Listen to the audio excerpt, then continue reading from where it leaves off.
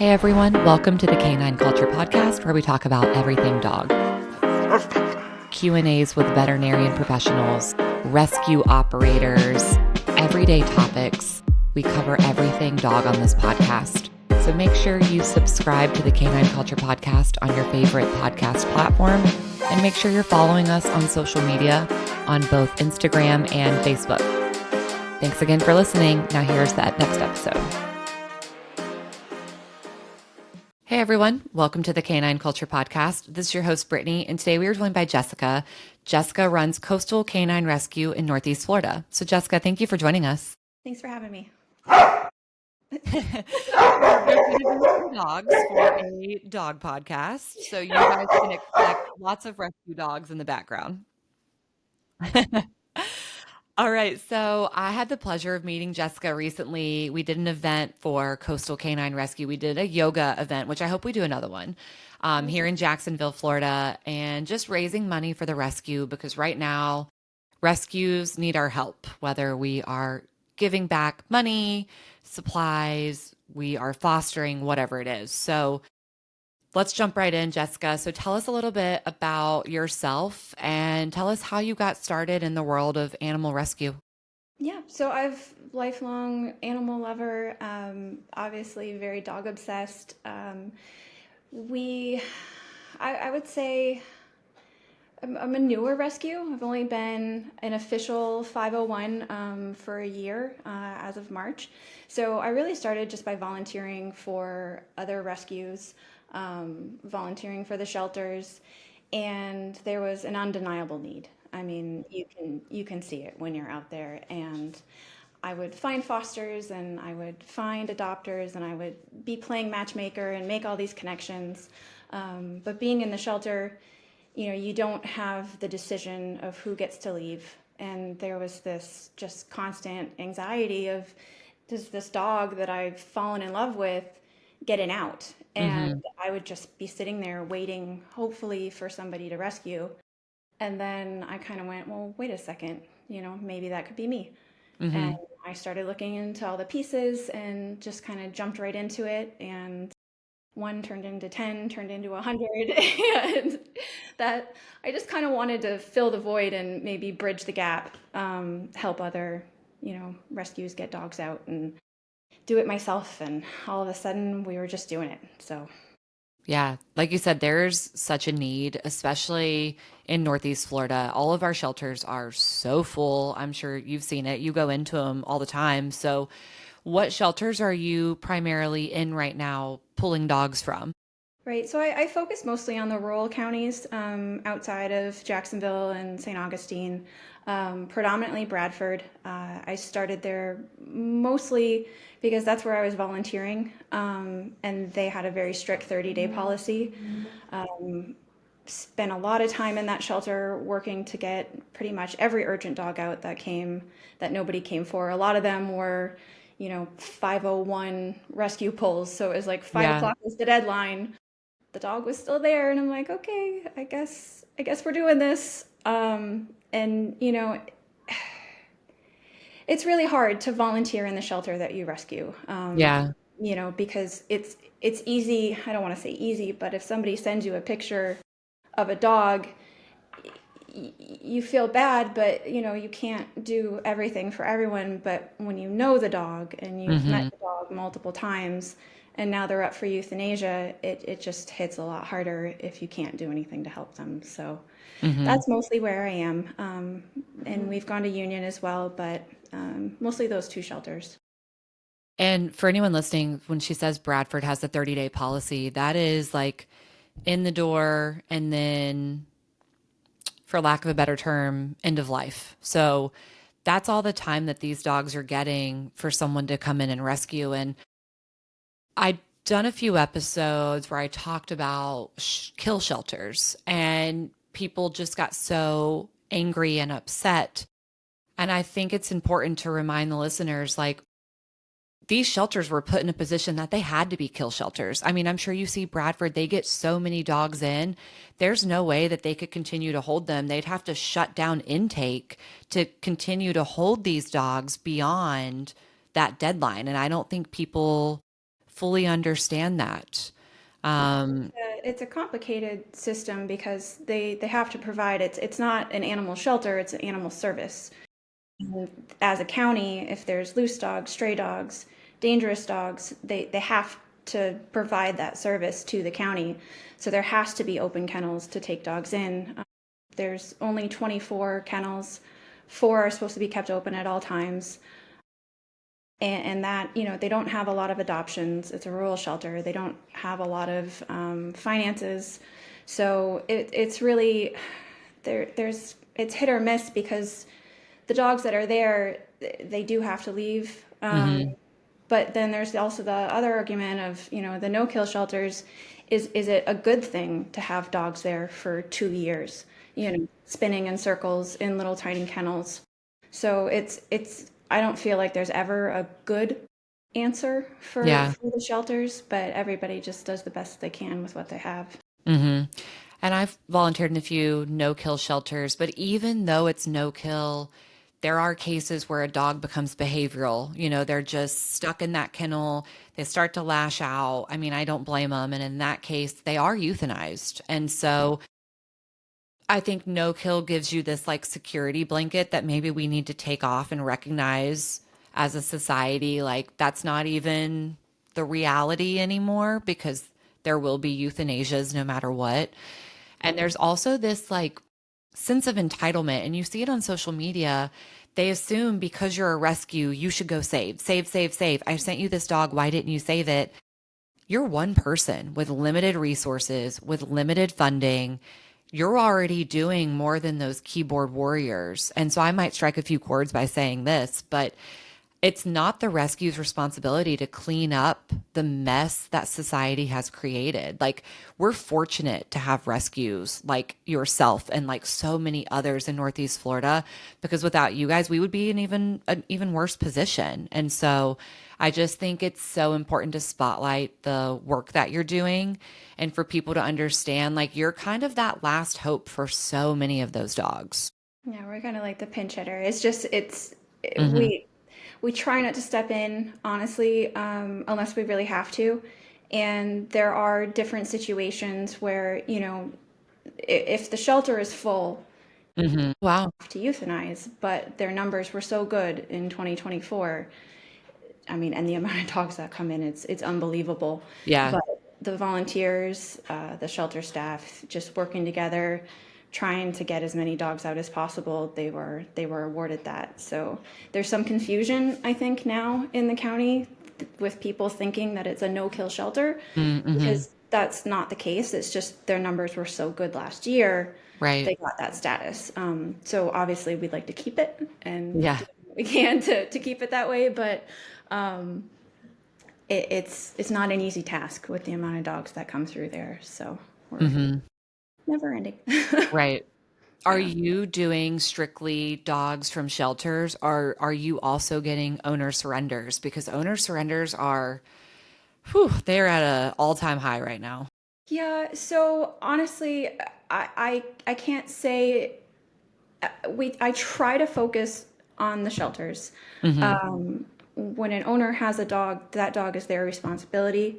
They need to take all the steps that I would be taking to try to rehome their dog, to find a better situation, to make it work, whatever the issue is. And sometimes that's not the case. I have taken owner surrenders when there was someone that was looking to euthanize their dogs, going to different vets to euthanize their dogs because Wow. they felt that was their only option. So technically, yeah, that was an owner surrender. Yeah. I do mostly focus on the shelters. I will have fosters that will reach out that say, I found this dog. And I normally have to ignore so many pleas for strays and owner Hmm. surrenders. But when I have a foster who personally has fostered for me and says, I have this dog, we put them on a stray hold, we check if they're microchipped, nobody's come forward for the dog, and they offer to foster, well, sometimes we end up with some strays. Yeah. So, but it's hard. There's so many it's just focusing on the shelter itself is already so overwhelming that if I answered every call for help from every owner and stray, and I can't. I wish I could Hmm. say them all, but even trying to focus, it's hard. And that's why I also just kind of try to look at one or two shelters, because if you look at the big picture, it just feels like you're trying to, bail yourself out of a never ending, so it's Yeah. but if we can make an impact in a small space, it at least feels like we're making some progress. Right. I always say, one dog saved, one dog helped is truly more impactful than what people know. It's just, I don't think people understand the magnitude of that. And so everyone that's ever adopted a rescue or fostered, they've made a bigger difference than what they've known. Yeah. Um, And just so everything that even goes into that one dog. I mean, you'll take one dog from the shelter and they never come to us just adoptable. yeah. There's always something that we have to go through with the vets, and sometimes the little things turn into big things. We make sure that everybody's physically healthy, emotionally healthy, ready to be adopted. And if Hmm. they're not, but we have an adopter, then they usually go into like a foster to adopt status, Hmm. because when you adopt a dog from us, everything is supposed to be done, where the dog is healthy and ready to go to you. So Hmm. it's not like they just come from the shelter and there they go. And there's Yeah. a lot, and all of that's coordination, and vet Hmm. visits, trainers, fosters, meetups, the whole thing. It takes a lot just to get that one dog from a shelter to a home. And you are foster based, correct? So all of your dogs get placed with a foster? Correct. Yeah, there's no facility. In order for us to save a dog, we have to have a foster. Occasionally, if a dog is very dog friendly, I do have a collaboration with Houndstown, where we can bring a dog there and they can play, and they'll highlight them adoptable. That's been a huge help for dog friendly dogs in a pinch. Hmm. That I know I want to get them out. I have to get them out, and we haven't found a foster because it's hard. I would say that's the hardest thing that we face is, committed, dedicated fosters that are ready to Hmm. jump in with us. Right. How many dogs do you have right now? So I have 22 that are under the rescue, two of which I would consider sanctuary dogs. Hmm. We had high hopes that we could rehabilitate them and put them out, as adoptable, but there's a lot of variables that were just, I think they're just our dogs now. We have a few of those that are foster to adopt, where they're going through heartworm treatment. I think we have 5 or 6 right now still going through treatment or starting treatment. Hmm. But yeah, 22 total under the rescue, and they all need heartworm prevention. They all need food. They all need care. Something Yeah. happens with somebody at least once or twice a month that we have to go to the vet. So and yeah. Yeah, that's a lot. I mean, I know people are like, "Oh, that doesn't sound like too many," but it's a lot. It's a lot for so many different organizations. And so you mentioned a lot of the dogs being heartworm positive, and I see that in every shelter I work in, whether I'm in Jacksonville at ACPS, at the Humane Society, at Putnam, at Clay, no matter what, you Mhm. always see heartworm positive dogs. So I know that there are two forms to kind of get rid of heartworms. There's like the slow kill method, the fast kill method. If you have a dog under Coastal Canine, are you doing the slow kill method for the heartworm No, treatment? no. I'm sorry. The never the fast kill. I'm sorry. I jumped Never the ahead. fast kill, Never the fast. always the Yeah, slow. always And the slow. so that's essentially like an antibiotic like doxycycline at the same time as taking that heartworm preventative, right? Right. So when a dog comes to us, whether they say it's a light positive or a heavy positive, there's really no difference. A positive is a positive. Hmm. The treatment should always be the same. They start with the heartworm prevention, doxycycline. It's 30 days. Then there's a 30-day break, then an injection, then another 30-day break, and then it's 2 back-to-back injections. They're also, on limited activity at that point. So really, from the time that we take them, determine if they need x-rays to see if they're healthy enough to start treatment. If they have any symptoms, we have to do a lot more testing.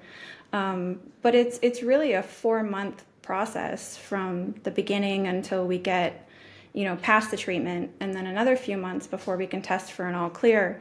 So anytime we take a heartworm positive dog, it's a long-term commitment that we have, for our fosters and then under the rescue, and then also financially. That's what I was going to ask you. Like, how much does it cost to treat heartworm? Because I keep getting that question. Like I did dog day out with ACPS. And so there was a heartworm positive dog, and someone in public was just like, well, how much would it be? And I truly didn't know. I haven't been through it. So what's like the general estimate, would you say? Yeah, and I would think that a dog from ACPS would be able to undergo treatment through the shelter. So I wouldn't think that that would be a limitation to adoption for a dog from a shelter like that. And then for us, it really depends. We have a vet that we work with very closely that's helped us with our treatment. So if there's no complications and we go to our vet here in St. John, it also depends on weight. So it's $600 to $700 if we don't have to do additional testing. There are occasionally times where we've gone to Humane Society, and there it's only $400, but that's in Gainesville, so it's a bit of a if we have a foster to adopt dog and we like to stick with our vet, it's usually $600 to $700 if we don't have complications and additional testing. And for anyone that wants to see the current dogs that you have, where do you have all of those posted? So I would say the easiest way to find us, if you go to Coastal Canine Rescue on Facebook, it's pinned at the top. It shows our adoptable dogs. You can click on the link there. I try to keep their pictures up to date. It also will take you to Adopt a Pet, and we have our adoptable dogs on there. There are dogs that, come in and we're still making sure that they're ready to be adopted, that we have that are available but not necessarily on there. And we actually do a lot of foster to adopt scenarios. So I'll have people reach out to me and say, this is the kind of dog that I'm looking for, age, temperament, size, all those different things. And they sort of talk to me about what they're looking for. And I'm in the shelter every week. So when I see a dog that would be a good fit, I'll reach out to them and bring them there as a foster to adopt. So they'll get a chance to get to know them and decide, is this the dog we want to adopt? If not, hopefully they still keep fostering and we can find them another home. Otherwise, we can look for another foster. But so far with that, we've had a 100% success rate of matching people with the dog that they think that they wanted and finding them in the shelter, getting them out and putting them right into a home. Yeah. And What are some of the ways that people can help? Obviously, if people can foster, you need fosters. And if they did want to foster, how would they go about that? Yep. So they could just reach out to me either on Instagram, on Facebook, or go to the website. It's just coastalcaninerescue.org. And there's a link there to contact us through email. I have a foster application. They fill that out. It basically just lets us know, some basics as far as, do they have kids, other pets, fenced in yards, how long they're away from work, or if they're away for work, all those different things that help us find a good match. And the thing is there's a dog to be fostered for every home. Yeah. Some people only foster little puppies. Some people like seniors. Some people have cats and they need very cat friendly. So we're very careful with matching a dog that comes from the shelter in a place that we know that, they'll succeed, that the foster will have a positive experience.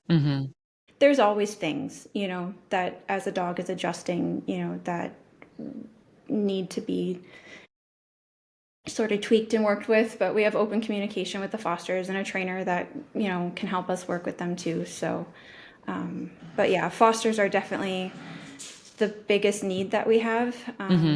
I can't rescue dogs without fosters. So Yeah.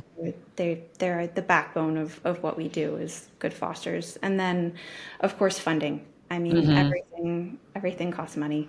Right. Just maintaining the day-to-day, the medical, the unexpected medical, the planned medical.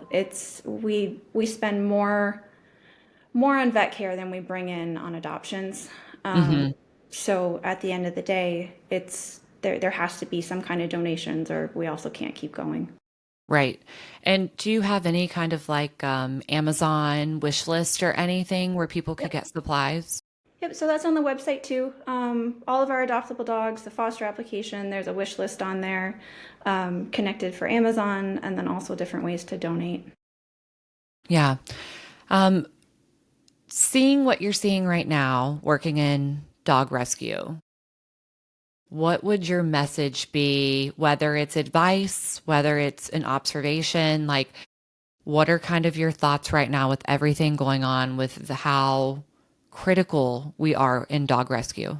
Spay and neuter, spay and neuter, spay and neuter. Please, please spay and neuter your dogs. Yeah. No, nobody needs your dog's puppy. Your dog might be adorable, but so is the dog in the shelter. Yeah. And just please spay and neuter the dogs. The backyard breeding, I I absolutely love pitties. They are one of my hands down favorite breeds for being affectionate and loving, but the world does not need you to breed your pit bull. So please, they're the hardest to get out of the shelter. Yeah. No matter what, they can be dog, kid, cat friendly, the sweetest, most loving dogs, and somebody will adopt the crazy Aussie like that, and it's like, but it just so I Yeah. mean, yeah, spay and neuter for sure, and then really when people are going to adopt, just it is a lifetime commitment. It's not a whim. It's not let's go get a puppy on a weekend and trade them in, next month. It should be a forever commitment, and I think a lot of people just things get hard, and Hmm. they just the dog has been the first thing to go, and I can't imagine the Yeah. mindset where that's Me even a either. possibility. But the amount of people that are surrendering their dogs for the most ridiculous reasons every single day, it's just it's so sad. I don't understand. Obviously, like dogs are our family, and I'm just Right. like I would die. I could not Hmm. imagine a scenario. I would do whatever I had to do, and obviously there's probably an exception in extreme cases, but definitely not for as many dogs that are coming into the shelters. So, Yeah. If you're listening to this and you're thinking, well, I might get rid of my dog, insert reason, then that's probably your sign not to adopt. And quite frankly, that's okay. You need to be honest with yourself. And hey, maybe you're a foster. Maybe you're someone who could foster. You like to take vacations. So you foster a few months, you take your vacations. I think that fostering could be great for those people who know they're not going to be committed for the whole life, for the duration of the dog's life. I think fostering could be great for those people. So, I mean, if you're listening to this and you're like, oh, I don't know, check it out, try to foster. And I think there's nothing wrong with trying to foster and being like, hey, this isn't for me. Like, at least if you give it a shot, you give it that opportunity. Maybe you got that dog out for a week or a month or whatever it is. But I think there's even value in just giving it a go to see if it works for you. yeah, and there's lots of, I mean, ideally when we take a dog out, if we have a new foster, we will talk about, what their limitations are, what their expectations are. I have someone who was only available to foster 2 weeks, Mm-hmm. but I have a very adoptable, dog-friendly dog that opened a kennel who may have a home in 2 weeks, and if not, they can go to like boarding or easily find another foster. But it opened a kennel, and I mean, Right. but definitely be honest with your limitations, because if you say that you're on board to foster until a dog's adopted, and you get a heartworm positive dog that needs and can't be in boarding, and you're expecting a 4-month commitment, and all of a sudden, they're like, well, this isn't really working out. Mm-hmm. I mean, it's our dog, so we take them and we figure it out. But that's a really hard thing to sort of come up against, and it does happen. And Yeah. then I'm just scrambling, like, okay, well, where do we go? What do we do? Yeah. This is it's that's a hard thing, but it's just a part of it. There's always something that we have to try to get over or manage. Yeah. Well, everyone listening, make sure you go check out Coastal Canine Rescue. They are on Facebook and on Instagram. And Jessica, thank you for your hard work. I know the dogs can't tell you thank you, Oh, they do. but Oh, yes, they do. they do in their own way. Yeah, we show up and, they'll heads down, sad, get them out, play with them, love on them. Next thing you know, you've got smiles and wagging tails. And Yeah. every dog that gets a ride out of the shelter, they tell you thank you. Yeah. Definitely they do. Well, we thank you as well for your hard work. Thank you for tuning in to the Canine Culture Podcast. Please make sure you subscribe to the Canine Culture Podcast on your favorite podcast platform, and make sure you're following us on social media. If you have any recommendations, any topics that you'd like to hear, if you know of any guests that would be good for the show, or if you yourself want to be a guest, please reach out to us. Send us an email at canineculturepodcast@gmail.com, or send us a direct message on social media. Thank you for listening, and please share this with any of your dog-loving friends.